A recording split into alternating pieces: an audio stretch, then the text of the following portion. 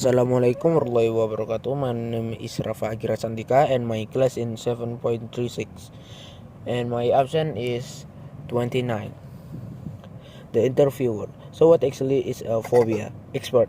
Well, nearly everyone fears something, but when the fear becomes exaggerated and irrational, it's a phobia, which is the most common form of anxiety disorder.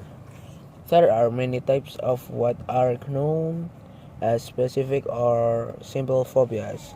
Common phobias include a fear of animals, particularly spider, a fear of darkness, or nyctophobia, or perhaps a fear of clowns, flying, or a fear of public speaking. No, you may not be keen on some of these things I've just mentioned, but most most of us find a way to cope with the situation and don't let it interfere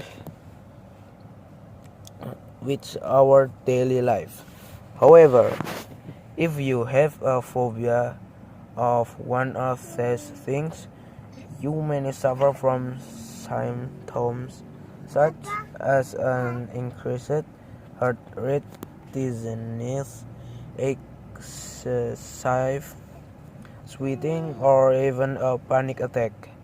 You might end up going to extreme lengths to change your daily life so as not to come into contact with the things or situation that causes your phobia.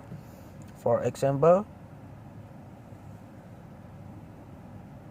imagine a friend of yours has a pet tarantula.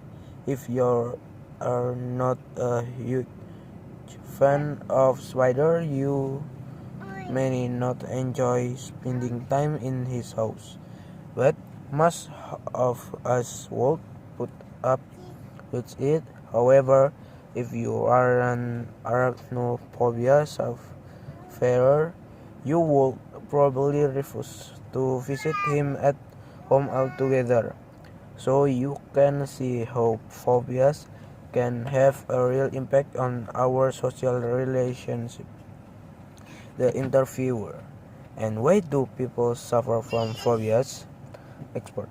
Well, there are a couple of causes. If a child grows up with a parent who suffer from a phobia, the child is far more likely to develop the same irrational fear.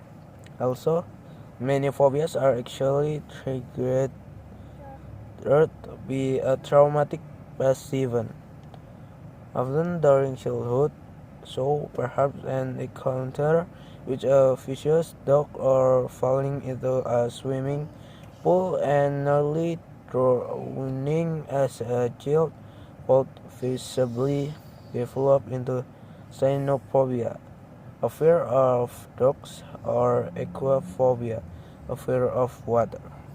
And that's all from me. Wassalamualaikum warahmatullahi wabarakatuh.